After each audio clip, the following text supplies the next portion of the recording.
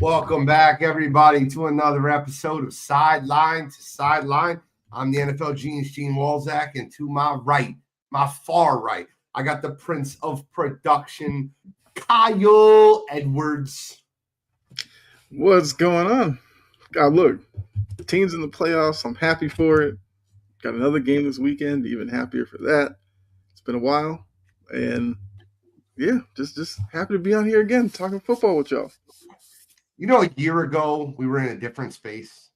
I was the only one that had a team left in the playoffs, and we had just eliminated Guardy 3's Packers, and the New England Patriots were never even a thought process. Just 1 year later, the tables have turned, and the New England Patriots are just sitting there as one of the favorites to make it to the Super Bowl, to win the Super Bowl. Listen, man, it's just different. I feel different. But we're going to talk about that tonight. We're going to get into the coaching carousel. We're going to talk about that. We're going to get into a lot. We're going to preview. We're going to recap. We're going to talk some shit. John Harbaugh is now the new head coach of the New York Giants. But before we get to that, I got to introduce the man in the middle. He isn't guarding the 2. He's guarding the 3, and Mr. Brett Guardy P. How you feeling tonight, Brett? I'm feeling great. I'm excited. We got a great weekend of football ahead of us. Can't ask for much more. I do have a new prediction on who's going to win the Super Bowl. It's a new prediction. I want to be very clear when I say this. I'm going to announce that prediction in just a few minutes. We'll get through the quarterback carousel. And, just going to be a great, I'm going to tell you who's going to win in my eyes, and we'll see how I do. I've done pretty decent, especially when my team's out of it. I do a lot better when my team's eliminated because there's no, you need clarity, right? You need to not have that homerism in you. I don't know if you guys have switched. I don't know how Kyle Edwards feels. Kyle might be still on that cloud 9, thinking about his New England Patriots. I mean, those guys, they're just good football game. Drake May looked a little rusty, not rusty, but, a little bit like it wasn't all there at the beginning. But, man, a defense, they play complementary football. They run the football. Ramondre, Trevion, the defense played well. Drake May's got to control the ball, but we'll get into it. Yeah. We're going to start with the coaching carousel. John Harbaugh is the new head coach of the Baltimore Ravens. Guys, of the New York Giants. Guys, what is your first take, your opinion on John Harbaugh being the next head coach?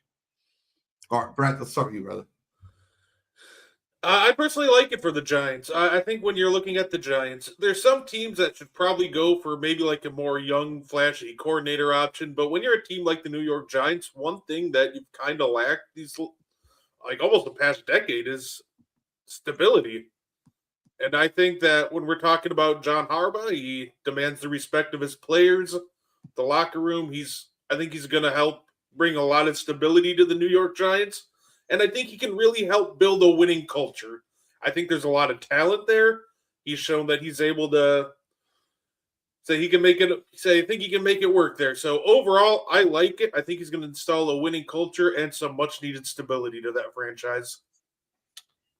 Kyle, what do you think about the John Harbaugh announcement? Yeah, I mean, I feel like for a Giants team where they've kind of been lacking credibility in the coaching ranks, and I agree with Brett. Like, he brings stability. He's been around. He had 18 years at the Ravens. Like, you look at his record, he averaged like 10 wins a year. And if he did that with the Giants in 2-3 years, New York would love him. He'd be on the back page newspaper. He would be all over local TV. So I think for a guy like Harbaugh, a job like New York made a lot of sense.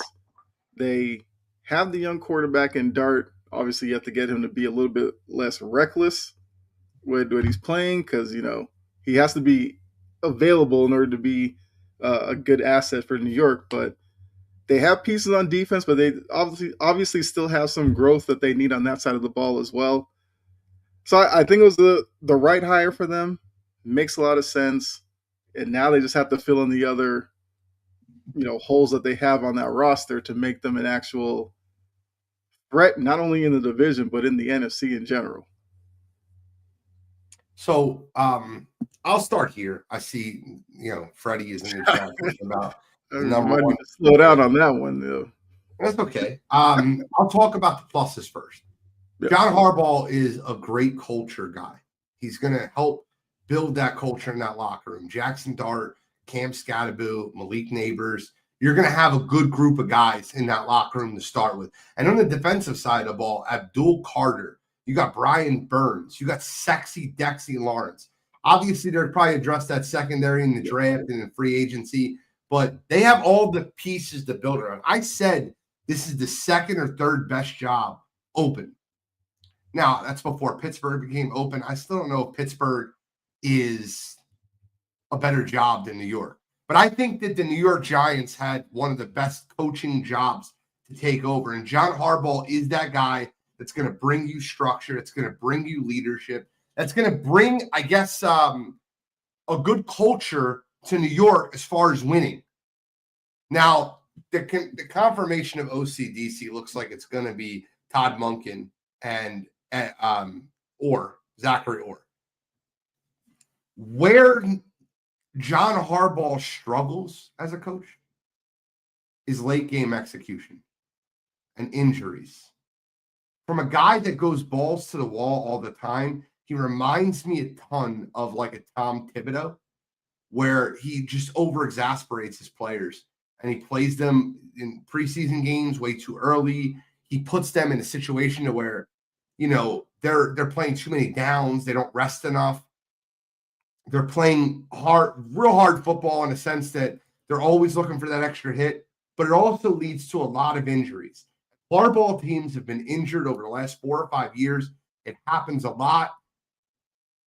There's pluses and minuses. John Harbaugh needs to get in Jackson Dart's head immediately and say, dude, you got to stop running into 265-pound linebackers. It's not something you can do if New York wants to be successful. So there is pluses and minuses to this hire for New York. There's a lot of good, but you got to be very careful with John Harbaugh. He's known to blow leads. Do you need to throw the graphic up there? And you also have to be careful with John Harbaugh in the sense that John will really manage poorly leads in the fourth quarter. Injuries and fourth quarter is what you're really looking at. You have to, and look, Ed said guilty of overcoaching. I get that. And Freddie said, let Dart be him. Yeah, Dart be him is going to be 12 games, and you're going to lose 4 or 5 of them the games he sits out. So you got to be real careful with that.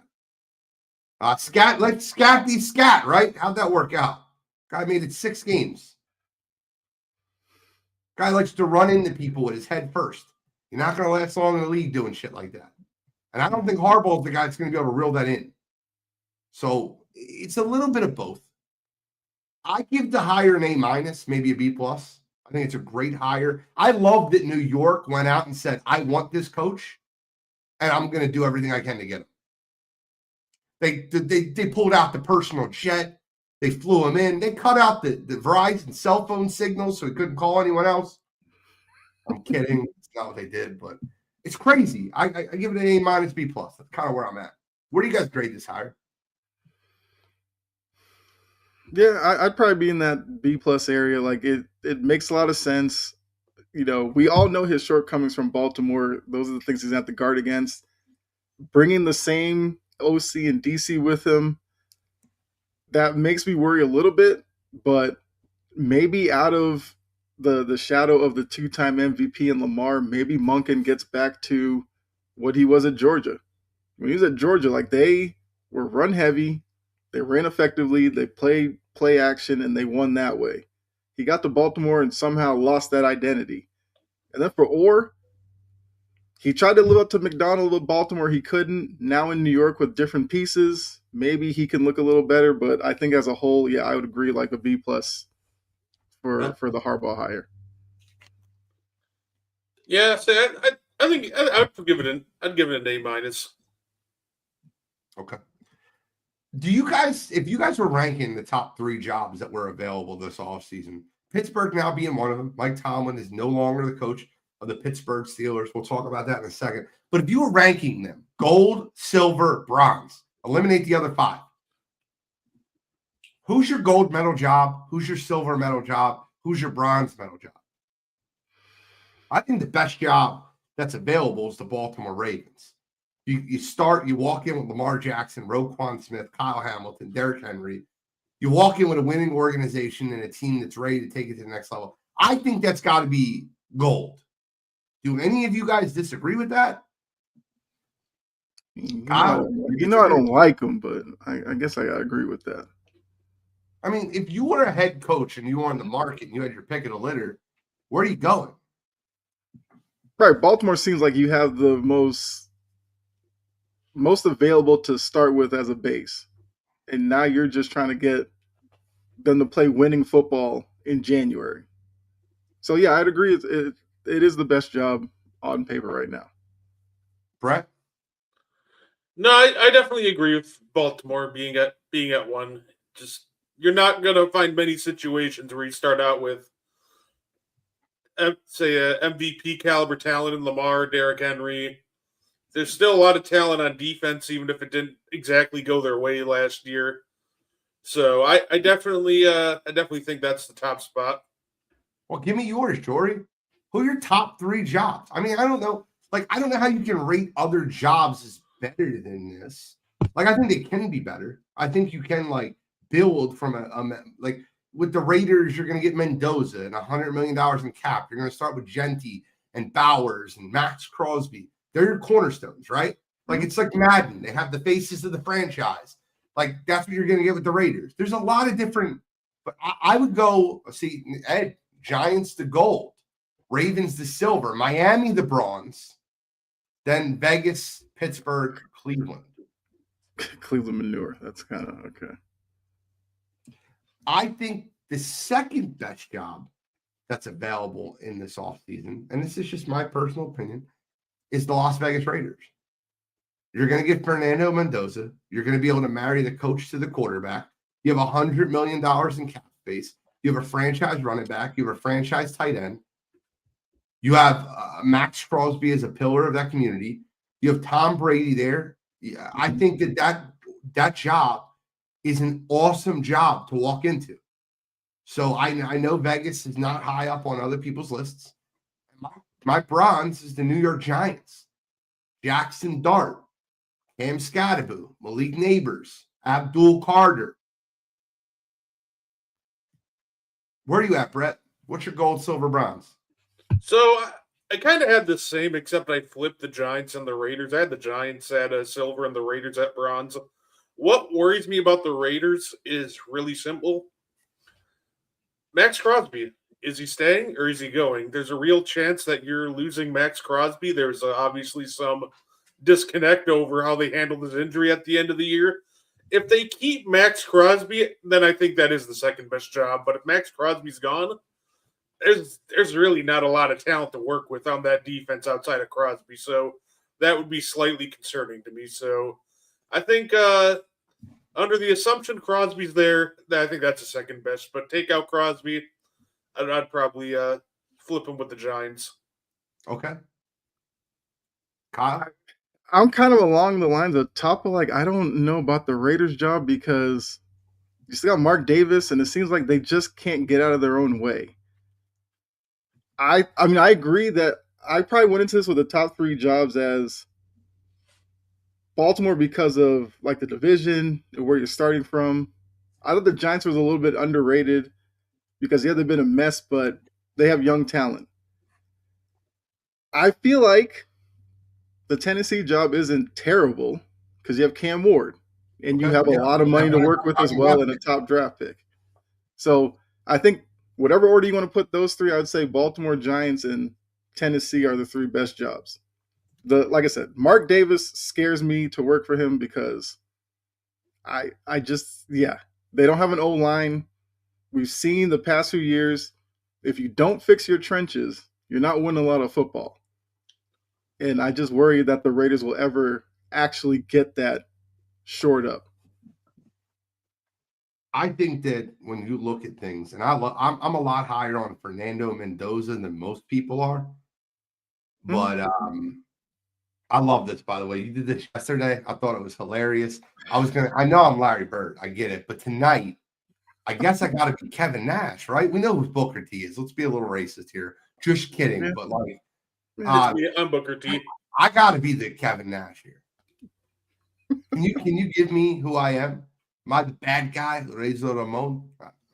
I love it though. Thank you very much for the comment.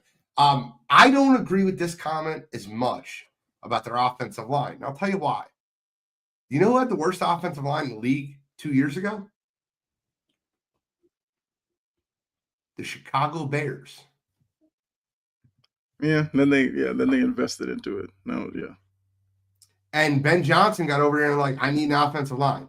Brought in Joe Tooney, brought in a couple guys. Now they're one of the top offensive lines in football. You have $100 million in cap space. You have a quarterback on a rookie contract. You have a running back on a rookie contract. You have a tight end on a rookie contract. You can pay to upgrade your defense and your offensive line. It's not that hard to do that. Eric Bieniemy is the running backs coach for the Bears. Seems that someone was listening to Wire to Wire the other day. Mm-hmm. So I like the Raiders job. I like the Titans job.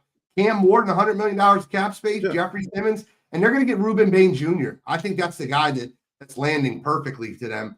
And Reuben Bain is my favorite defensive player, not named Caleb Downs in this draft. Caleb Downs is just different. I'm telling you that right now. He's a safety, and the shitty part is I truly believe that Caleb Downs is going to be the best safety in the NFL in 2 years, maybe 3. So I never felt this strongly about a safety prospect before outside of Kyle Hamilton, and I think Caleb Downs is better. But that's besides the point. I think he ends up in Kansas City. Can you imagine that kid going to Kansas City at the 9th pick? Somebody better jump on him earlier. What's up, pal? So I'm going to go through the jobs, and I want you guys to tell me who do you think lands there. Or if you don't know, it's okay. If you just go, I really don't know. I don't have a good feel on this one. That's okay. Job openings, NFL, coaching carousel. I'm going to pull them up. Let's start with the Pittsburgh Steelers. Mike Tomlin. Let's start there. Longest tenured coach in the NFL. I wouldn't say fired. He walked away, mutually parted. Will the Steelers regret that? I don't think so. I think with Mike Tomlin, it was time for a new voice and maybe a new direction. So I think Mike Tomlin is still a fantastic coach. He coached up a lot of teams that had no business even being 10-7 to like winning records. But at the end of the day, I think it was about time for them to try a different direction, because at some point you want to aim higher than the first round of the playoffs. And under Tomlin, they're just ironically too good to avoid the first round, but not good enough to get past it. Yeah, I mean, I kind of agree with that. Because I saw it with Belichick. He was in New England for like 20 years, and at the end, it was like you knew it was coming to an end. At some point, you just need something different. And I think with Tomlin, he walks away, or however you want to look at it, they'll probably only regret it based off of who they hire and how much of a fallback they do have. I think this is the easiest hire in the coaching carousel. And the only way I don't think they get him is I think if Tom Brady calls up Brian Flores and goes, Brian, we want you to coach Vegas, and we're going to make Brian Dable your offensive coordinator. Mm-hmm. But I think Brian Flores, who already has a history in Pittsburgh, goes back to Pittsburgh to be their head coach. He was the first person they requested to interview for the job. I think Brian Flores goes back to Pittsburgh, and I think it'll be scary to see what that defense can do in a Flores system. I think that black and blue division turns right back into the black and blue division. You guys have any predictions for the Pittsburgh Steelers job? Say I'm not gonna lie. You kind of sold me on Flores, so I kind of like Flores for the Steelers job. It almost feels like for a team that's been primarily built on some really good defenses in their past history, he just kind of fits the culture there. I completely agree with you. The three highest odds for that job are Chris Shula, Brian Flores, and Marcus Freeman from Notre Dame, which, by the way, would not be a bad hire. I don't think. I like Marcus Freeman. Is he not staying at Notre Dame, or is that just for right now? NFL calls. And even Nick Saban True, left for the NFL for half a year until he realized he couldn't do it. Hang. Mm-hmm. All right, so Kyle, who you got for the Steelers job? I mean, look, I've said if you were going to probably move off of Harbaugh or Tomlin, Flores would make too much sense at either spot. I do think because of his connection in Pittsburgh, if you're going to move off of Tomlin, go get a guy that knows that area, knows that culture, and would kind of keep up what Tomlin's established. I think Flores makes way too much sense.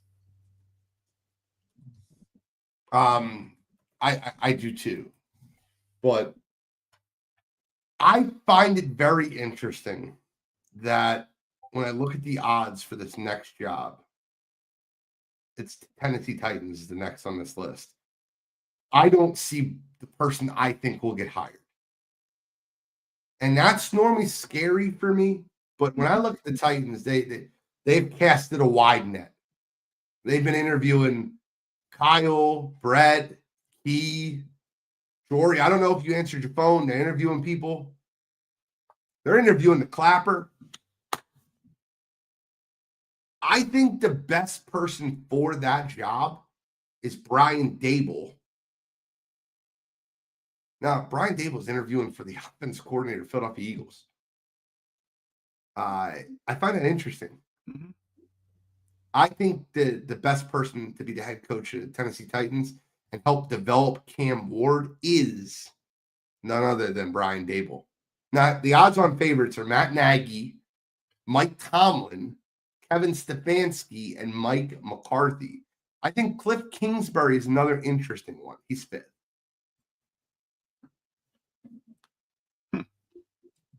I'll say, you know what's funny?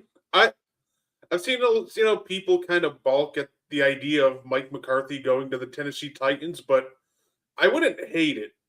Mike McCarthy's a guy who, if you're trying to win a Super Bowl, probably not the right coach for you. But the one thing he has done a great job at throughout his career is developing quarterbacks. Say he helped develop Aaron Rodgers. He went over to Dallas, and Dak Prescott had some of the best years of his career under Mike McCarthy. I actually think out of the names that were listed, there's some interesting ones, but I almost think that Mike McCarthy has the best track record at developing young QBs. So honestly, if the Titans went Mike McCarthy, I wouldn't hate it. You should clip that, Brett, because I think that if that hits, that clip is going to hit like fire. I don't mind Mike McCarthy. My pick's Brian Dable, but I'm not far off from Mike McCarthy. I think this next coaching hire needs to be 100% a Cam Ward hire. Yeah. Kyle, where are you at on this one? I mean, to be honest with you, I hadn't thought of Dable. Dable would make a lot of sense. He worked with, Josh Allen, kind of a big quarterback, mobile, big arm. Cam Ward has a big arm. It would be a Cam hire. I agree. Whoever they take, got to be somebody that gets the best out of Cam and helps him develop. Like, don't bring in some. I feel like that's a job you don't want to necessarily get somebody where it's like their first bite at the head coaching apple, because too much can go wrong. I wouldn't hate them going kind of safe.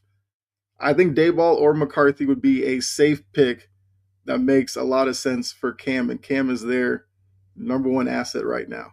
So I think it's got to be either one of those two. The Nagy part, I guess it's only because of the connection with Orgonzi in the front office, I guess, but they could do better than Nagy.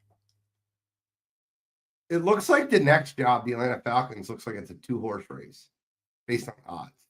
I could be wrong here, but it looks like it's between Kevin Stefanski and Clint Kubiak.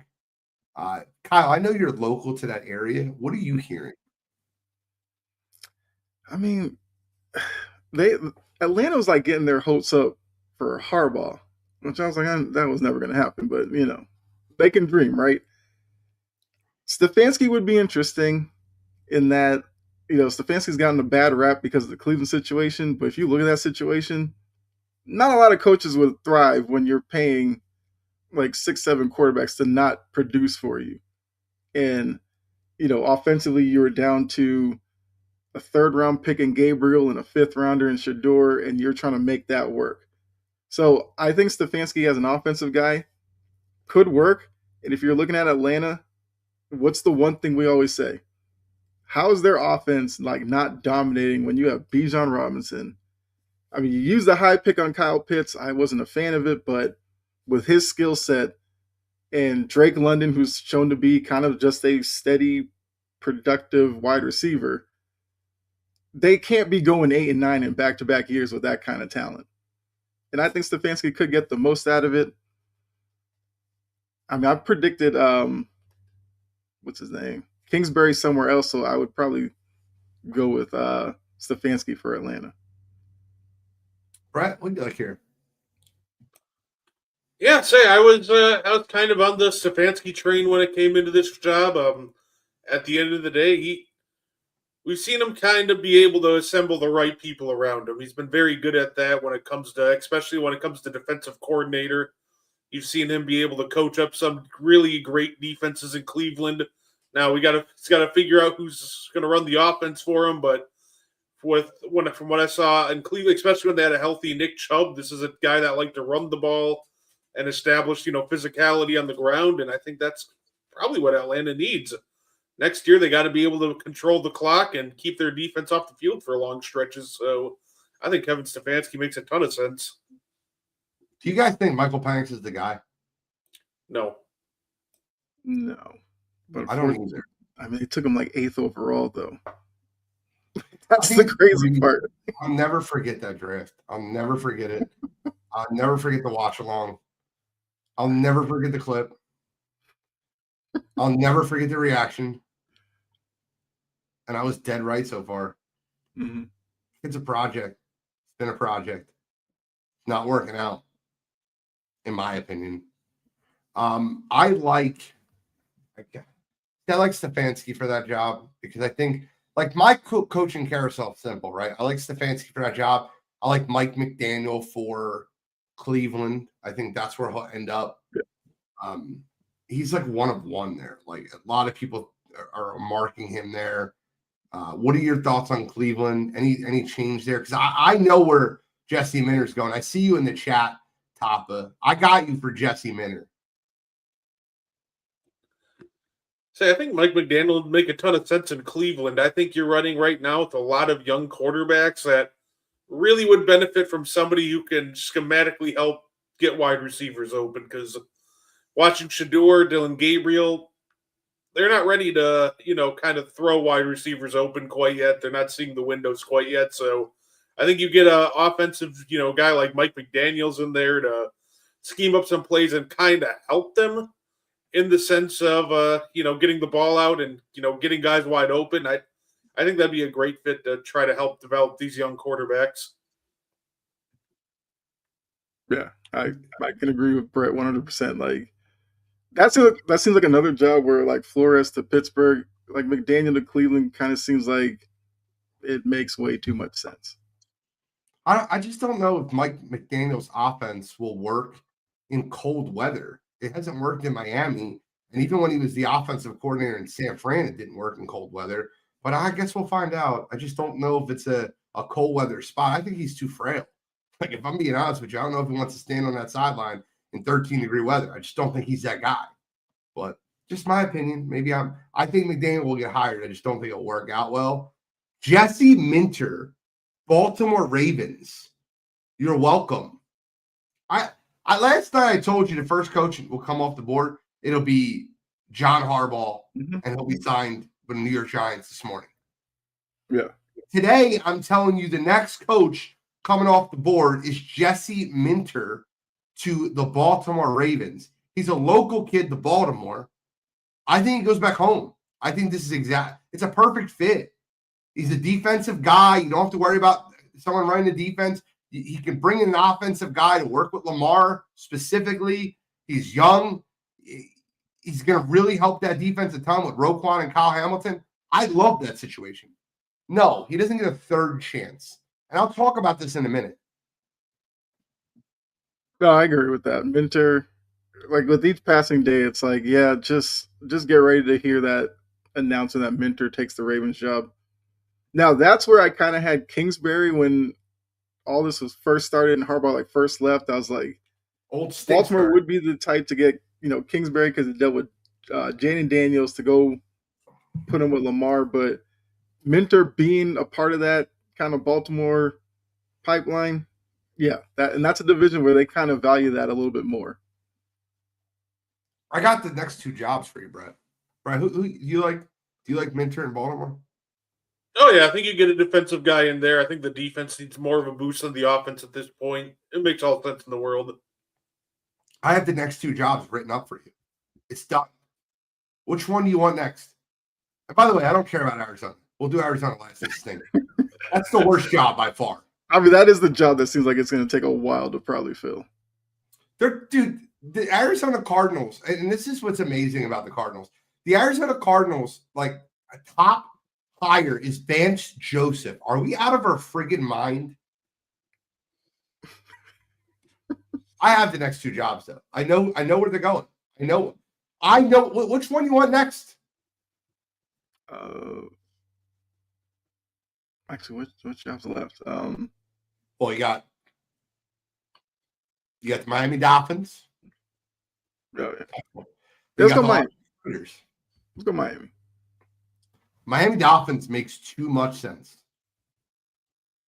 There's a homegrown kid that's interviewing for jobs.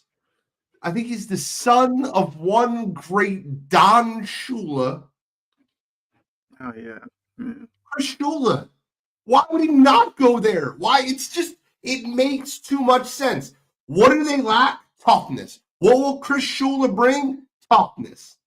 Chris Shula is going to help them a ton. I love that setup. I really, really do. And I think the reason you haven't seen it announced, I love Chris Shula. I've been a fan of him for a while. He's defensive coordinator at Rams. He made wine out of water there. I think Chris Shula goes into Miami and develops another winning culture for the Miami Dolphins. And, him being an heir apparent of Don Shula, I think it's definitely a move. Yeah, it almost seems like now that Harbaugh's picked his job. I apologize. Someone's going to beat me up for that. I said suck. But it does seem like now that Harbaugh's kind of picked his destination, a lot of the other ones make a lot of sense of who's going there now.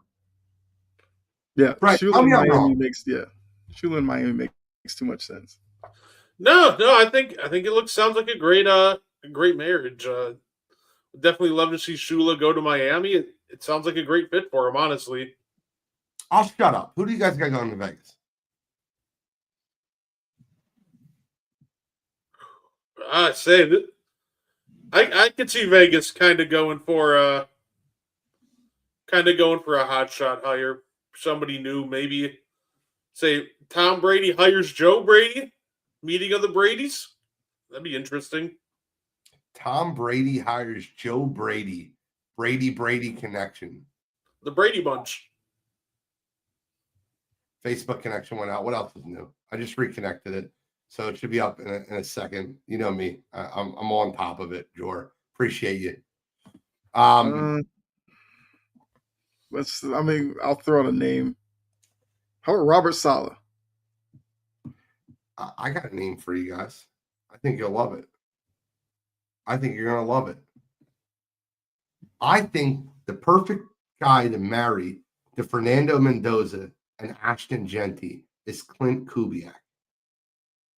You talking about a guy that went to New Orleans, revamped that offense, went to Seattle, revamped that offense. I absolutely love Clint Kubiak to Las Vegas and marry the young offensive coordinator to the young head coach that's coming, or young quarterback. Jory wants Clint. I get it. I'd want Clint too. That is true. She has been on Clint for weeks I now. gave you Dable, Jory. I thought you liked Dable. Clint Kubiak would be a good hire for the Raiders. That's the thing. Like I just said, Harbaugh now going with the Giants. These other teams, it's kind of laid out who they should get. Now we know some of these teams like to get too cute and overthink it, and we'll go. And I'm sure we'll be here in a couple of weeks and look at a hire and go, how could they have possibly messed that up? And not to say the Raiders might be that team. It probably would be Arizona because I agree. I don't know what Arizona, where they should lean or anything like that. And I'm almost afraid that Arizona will get a guy like Saleh or somebody that we really like and will go down there and they'll just ruin them. And I would hate to see something like that. I truly believe Mike Tomlin sits this year out. I think he takes a step away for a year. I think he's the hottest head coach going in next year. But I truly believe he takes a year to sit this one out. Hey, I wouldn't be shocked if that was just it for Mike Tomlin. I wouldn't be shocked if he just retired. Why? Because look, they thought that with Bill Cowher. Remember, Bill Cowher went to TV, and they're like, it's just a couple of years and he'll be back in coaching, and then he never went back. It just seemed like Mike Tomlin's a guy that maybe it's just in my head that it'd be weird to see him anywhere but Pittsburgh. It is different for Pittsburgh because they never coached anywhere else. Chuck Noll, Bill Brian. Sorry, Jesus Christ, Cowher, Bill Cowher. Yeah, you're right. It's not a crazy thing to say. Yeah, Brett, my fault. No, you're good. I'd say it just feels like that's it would just feel weird, and then not to mention, since he just stepped away, the Steelers would still own his rights. So if he does come back, now you have to work out a trade, and kind of like with Sean Payton with the Broncos and the Saints sort of situation. So, but if I'm Mike Tomlin, I don't know. You made a lot of money. You have TV deals lined up right there. A lot less stressful than being on the sidelines every week. If I were him, I would just ride off into the sunset. I think he'll come back coaching. I really do. But I understand your thought process. The last is the Arizona Cardinals, and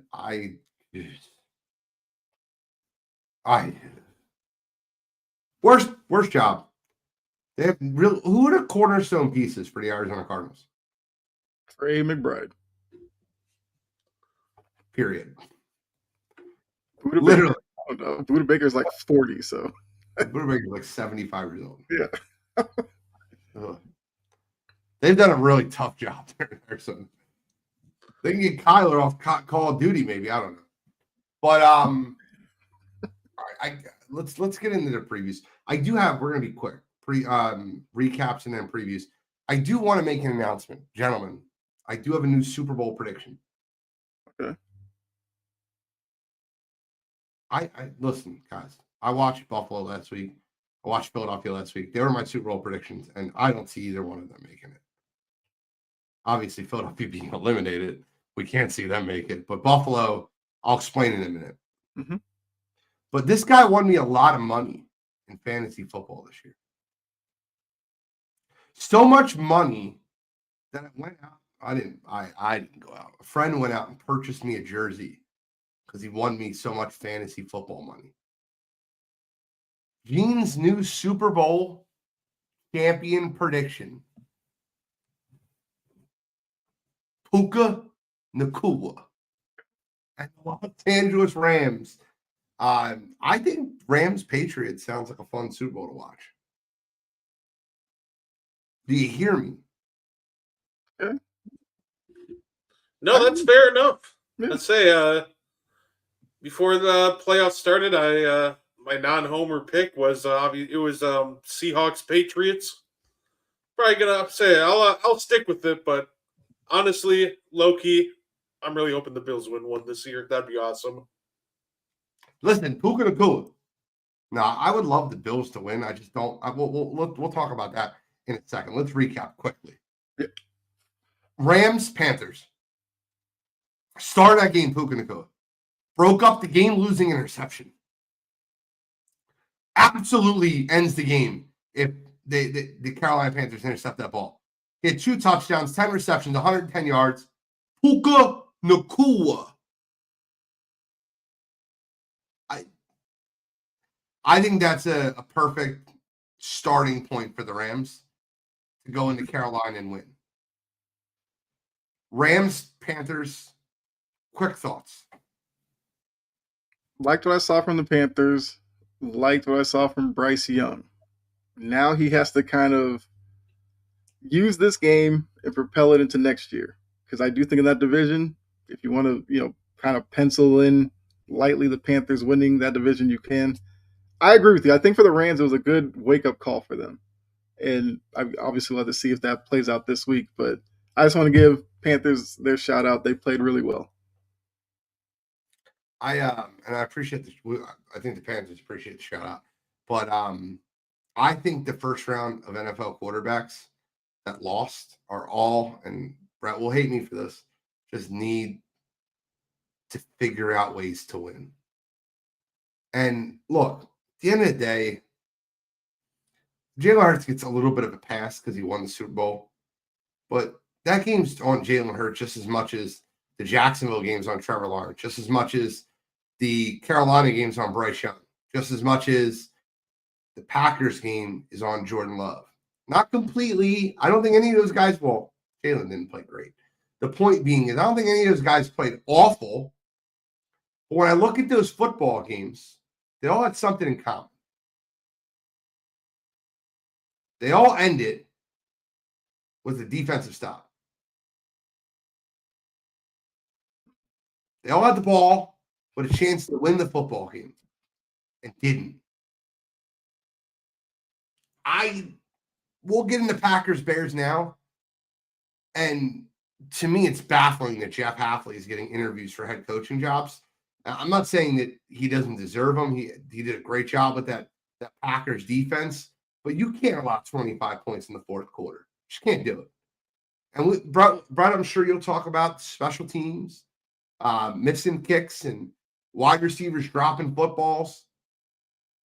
But when you look at Jordan Love and Trevor Lawrence and Bryce Young, and even the what-if guy, Justin Herbert,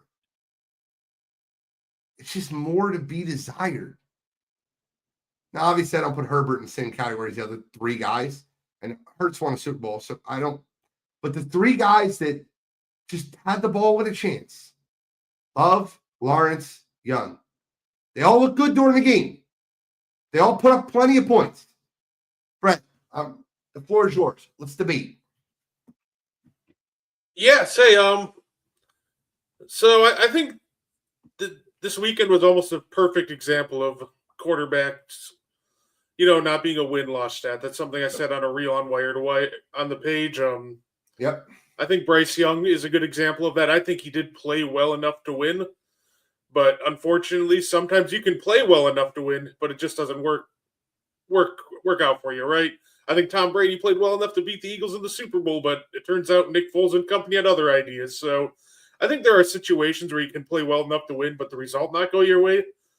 And I think we saw that twice. I think that happened with Bryce Young and the Panthers. I think they played well, and I think Bryce Young played well enough to win. When you come in and score on that Rams defense that's been great all year, like you did, I think you made enough plays. It's just some unfortunate defensive play calling right at the end put the offense in a tough situation, and that was kind of it. When it comes to Jordan Love, like I said, at the end of the day, if you want to catch the full rant, you can also check on my reel on that. But I love the rant, by the way. I love it.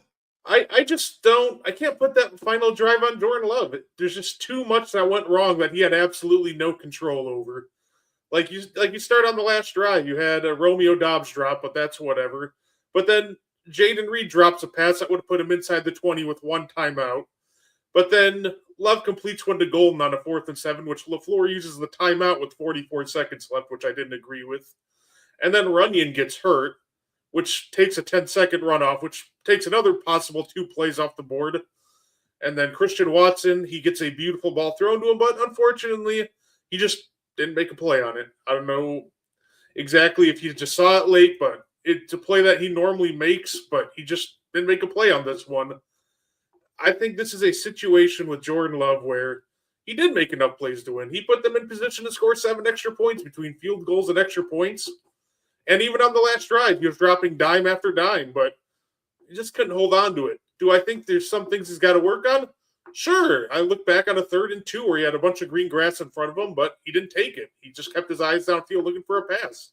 I think he's got to work on just taking the yards in front of him at times. But I think when it comes to specifically Saturday's game, I don't think you can really put that one on him because I think he did more than enough to win. And it felt like he should have. It felt like he was the best quarterback on that field for 4 quarters. But unfortunately, once again, the end of the day, the desired result didn't go his way, and everything just kind of imploded. So I think Jordan Love was incredible in the first half. In the second half, I don't agree. And right, you can tell me he did enough to win the game. I watched the second half just like you did. 3 and out, -2 yards. 3 and out, 8 yards. 5 plays, 13 yards. 3 plays, -10 yards. I know that there's drops involved. I know play calling is involved. I know that Bears defense is a shell. You watch what the Rams do to them this week. They're a shell. You can't score 6 points in the second half. And if you want to talk about McManus, that's fine. Missing a kick. I understand that. Missing 2 kicks. I understand that. But the part that I don't understand is not scoring touchdowns in that game in the second half. And I think that they scored that one touchdown. They go up 27-16, and that was great. And then McManus misses the extra point. But if they make that field goal, the game's tied. They make that field goal, they have an opportunity to kick a field goal to win the game. Sure. There's a lot of what ifs. I don't want Jordan Love to turn into Justin Herbert when we talk about this game. What if? 6 points is not enough. I'll say at the end of the day, too. So I want to explain this in a way that makes sense. Sure. I don't think that Matt LaFleur is a bad play caller, but I think he struggles with situational play calling in the same sense like a John Harbaugh does.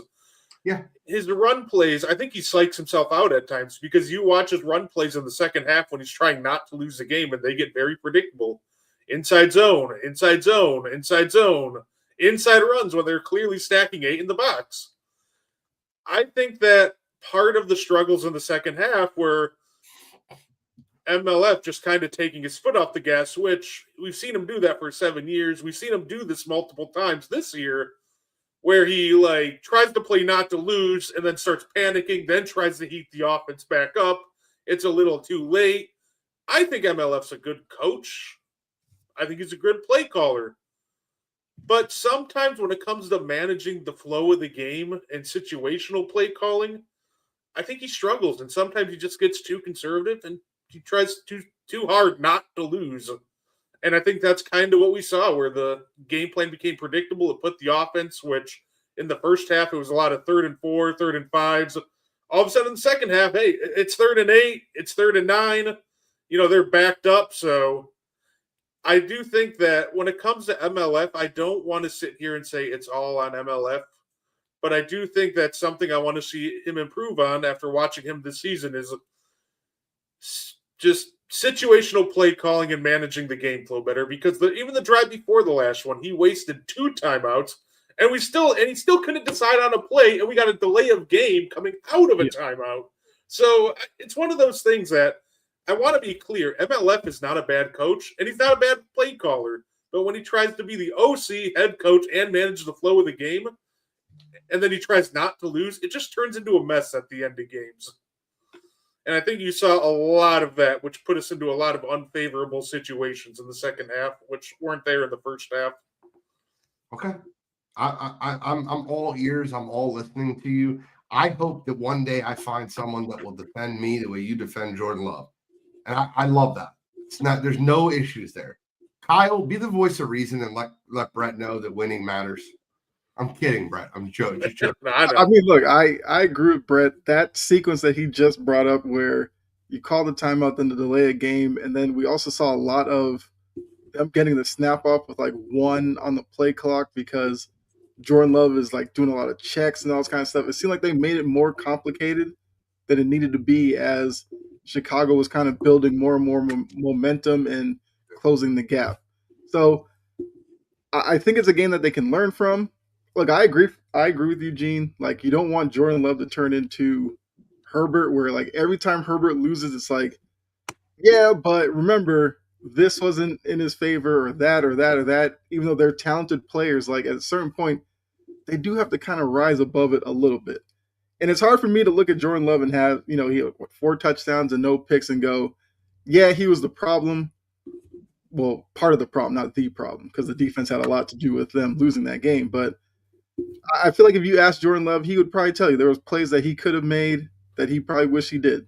The 32, like Brett said, I remember that play, and I was like, Jordan, just take off, get the first down, reset the downs and kind of get going. But he tried to make a big play because he has a big arm, and then it's now a 3 and out. Like stuff like that, you hope he learns as he becomes more of a vet with that team.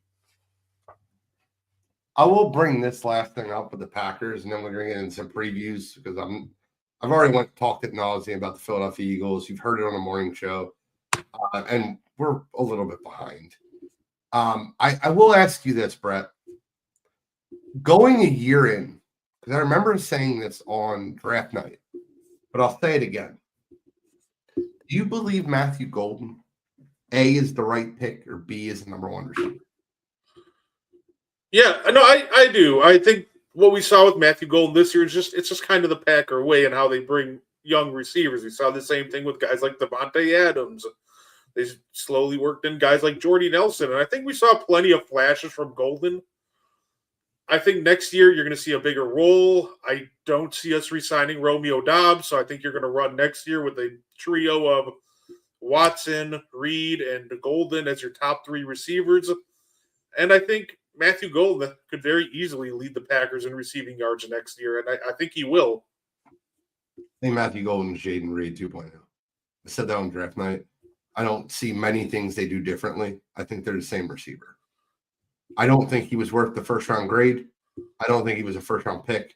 I think the Packers made that pick because the draft was in Green Bay, and they knew they would get the best eruption from drafting a wide receiver in the first round. I hate saying it that way. I think he's good, not great. I have a higher grade on Luther Burden, which isn't turning out to be great to begin with, but that's kind of where I'm at.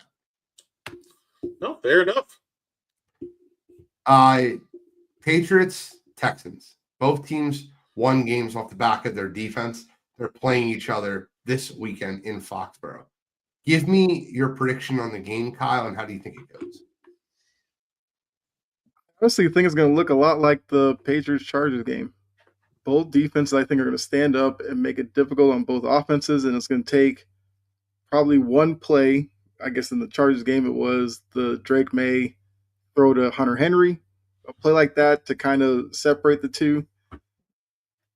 I think Thayer Mumford is a name to look out. He's a extra O lineman, which you're probably like, who cares? But I think against Houston, they're probably going to have to use him a lot to help kind of, protect Drake May and create some running lanes for Stevenson. I have the Patriots winning this one. I think it's going to be a very entertaining defensive battle. I think it's going to probably be like a 16-13 type of game. Patriots win. Brett, who do you like this one? Well, it's I like the Patriots, and it's one of those games where the Texans, they got to execute better than they get against the Steelers. That offensive execution at times was atrocious with all the fumbles and miscommunications. Can't have that in Foxborough. Patriots are going to get lucky playing against people calling play action on 4th and 9. That being said, it's going to be a fun, close, low-scoring game. I think this is going to be a Patriots victory. I'll give it like it's 16-10 win. The Texans are the Chargers on steroids. That's who they are. They're a better defensive team. They're a better offensive team. They're less injured. But they're still injured. And they're still flawed. This is the only game I'm absolutely sure of outside of from the AFC. I love the Patriots in this game. I think the Patriots, the Nico Collins is not going to play. And I love the Patriots. Trending that towards playing, yeah. I love the Patriots in this football game. I just don't think Houston has enough to go into New England and win this game. I will say this. My favorite player in the league is on the Houston Texans. Mm-hmm. And if you're the New England Patriots, you better know where Will Anderson Jr. is at every moment of the game. Yep. I think he's the next best player in the defensive side of ball. When this group of Myles Garrett and Micah, the next wave, Will Anderson Jr. is him. I got the Patriots. I think it's going to be rather comfy, like 22-10, something like that. Okay. Next game on the docket. We'll stay in the AFC. I go from the only game I'm sure of to the only game I'm not sure. Guys, if you watch, I picked the Buffalo Bills to win the Super Bowl. And then I watched them play Jacksonville. And Nick Bonito and arrested Broncos defense is going to hit him harder than Jacksonville did. Terrell Shavers and Gabe Davis were both placed on season-ending IR. To add to Joshua Palmer. I don't know, Khalil Shakir and Keon Coleman and Brandon Cooks. I don't know how the Buffalo Bills can move the ball efficiently and effectively versus the Broncos. I don't have much faith in Bo Nix, but as long as Bo Nix does not turn the football over, I don't see a way the Broncos lose this game. I like the Broncos to win this game. I think it'll be something ugly like 23-13, but another ugly football game. I would like to say the Bills. I really would. My football mind says it doesn't make sense. Brett, who you like in this one? Ooh, I think this one is going to be a really low-scoring, ugly game. I think what's going to stop the Broncos is the Broncos. This is an offense that has been wildly inconsistent all year. And on one hand, you could say they're well-rested. On the other hand, they haven't played in a couple weeks. This is an offense that looked rusty when they were playing every week. I'm really worried about the Broncos getting off to a slow start. And I think the Broncos defense will hold, but even if, let's say, the Bills jump up to a 10-0 lead while the Broncos are still figuring things out, that might be enough. This might just end up being one of those games where it's like 13-10 in a just brutal, low-scoring game. I got the Bills. I think both defenses will muck it up, but I think Josh Allen will put on his Superman cape and find a way to get this one done. No one circles the wagon like the Buffalo Bills. Kyle, who you like in this one? I mean, I know I you're said rooting on the for them. You ball. got to be rooting for Buffalo. You have to be rooting for Buffalo. I mean, yeah, AFC Championship in New England would be nice. 100%. But I'm actually going with Denver. I just think with the injuries that Buffalo has at the wide receiver position, like you're going to need Keon Coleman, like the guys you said. You also need Kincaid to kind of do some work over the middle. I think my problem is with that Denver defense, like you said, I think they're going to get after Josh Allen. And as long as they don't, get undisciplined and let Josh Allen just run out and just run wild and, create the running game for them, I think Denver takes this one. My only worry, James Cook. Because James Cook only had 16 touches against Jacksonville. I think Buffalo needs to increase that number because James Cook is just that good. But I'll take Denver in a low-scoring one as well. Probably 17-14. Here's a name to look out for in this game. A guy I think that'll be the MVP of the game when it's all said and done. R.J. Harvey. I think he's going to run the ball efficiently and effectively. I think somebody they can do it. I kind of wish J.K. Dobbins was there because he probably would have ran wild, but Harvey has to kind of step into that role. We move over to the NFC. In two games that I could literally write down now and tell you 100% they're going to win. I'll start with Seattle Saturday versus a beaten, battered, the worst team in the playoffs. Even last week, the worst team in the playoffs, the San Francisco 49ers. a team that literally has no one playing. They have no linebackers. They have no linemen. No, George Kittle's out. Christian McCaffrey's all but hurt. And they're going to go into Seattle and beat a team that just smacked them around in San Francisco 2 weeks ago. No chance. No chance. Seattle 35, 49ers 8. I don't know how. I don't know how. Seattle's going to win this game by a lot. Does the Darnold oblique injury matter? No. I don't. Kyle, I'm not trying to be an asshole. Jalen Milroe could play quarterback for Seattle and win this game. No, I agree. I think Seattle wins it. I think the only way, like, San Francisco's going to have to, pull out some trick plays and stuff that Seattle hasn't seen and try to catch them off guard. But defensively, all Seattle's really going to do, they'll drop back, they'll force Purdy to probably dump it in the flat, then gang tackle, and they'll just be fine with that. And if the Niners can't stop Walker, Charbonnet in the running game, I think you have to force Darnold to show you that he's okay with the oblique injury. But if you can't do that, then yeah, I think Seattle wins this one comfortably. I have Seattle winning too. I have Seattle winning by 100. Brett? I think this game will be fun in the sense that I obviously the 49ers are going to be desperate. So I think you'll see them just empty the clip. All the trick plays, fake punts, whatever they have up their sleeve, I think you'll see it in this game. I don't think it'll be enough. I think this will be like a 26-13 Seattle victory. At some point, talent matters. And while the 49ers have talent, they're all on injured reserve. So I think they're just kind of out of bodies and out of luck. If they prove me wrong, that would be truly incredible. But I think that going into Seattle, just too tall of a task. And then the game that I guess everyone's looking forward to, because might be the highest scoring game, but now it might snow, is the LA Rams going into Chicago and taking on the Bears. I'm not saying that the Bears won't keep this game close. I'm not saying that the Bears won't be able to run the ball effectively. I'm not saying that the Bears won't be tough. But I watched the LA Rams play in the snow last year at Philadelphia, and that defense looked really good in the snow in Philadelphia last year. And I don't, Matt Stafford played in Detroit. Puka Nacua is a BYU kid. A lot of their team comes from cold weather areas, and they don't have any issues playing in the cold. I just don't believe it. I don't think the defense of Chicago, who is also falling apart at the seams, they lost T.J. Edwards for the year last game. I don't think they can contain Puka Nacua, Devontae Adams, Kyron Williams, Matthew Stafford.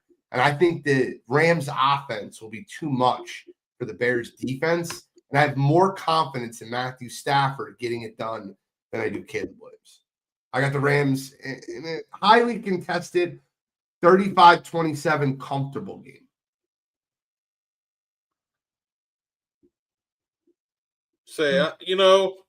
I do think the Rams are going to win this one. But this is something I'm going to give the Bears a ton of credit for. Anytime I think they're about to get blown out, anything I think they're down and out, they just keep coming back. And I think we'll see it one more time, but I think they'll come back. I think this will be a really intense back and forth game. And I think the Rams do win it. I think it'll end up being a win on a walk-off field goal at 32-30. I just can't count out the Bears. At the end of the day, every time I try to do that, they find a new way to impress me. Caleb Williams, have yourself a round of applause. You are the Bears franchise quarterback. But I do agree. At the end of the day, I trust Matthew Stafford and company to get this game done, even in the cold weather. I know this sounds crazy. Kyle, I'm going to give – there's a player that if they win in this game, they will have played in the NFC Championship game for 4 straight years. Do you know who that player is, Kyle? Gardner Johnson. I feel like winning follows that kid, man. And I know a lot of teams get rid of him quick because he's a bad, he's got, I don't know. It's a loose cannon. But man, he just impacts winning.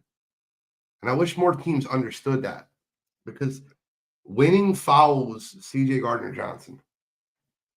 I don't think it's enough this week versus the Rams. Kyle, who do you like in this one?